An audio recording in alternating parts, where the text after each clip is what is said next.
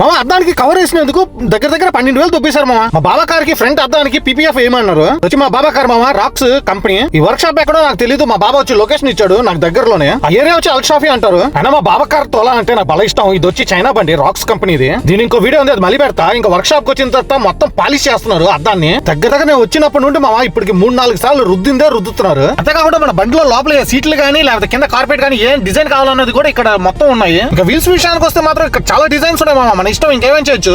మొత్తానికి రుద్దుడు కార్యక్రమం అయిపోయింది. ఇప్పుడు అది వచ్చి మనకి ఎంత సైజ్ కావాలనేది ఒక కొలతకి కట్ చేసుకుంటారు.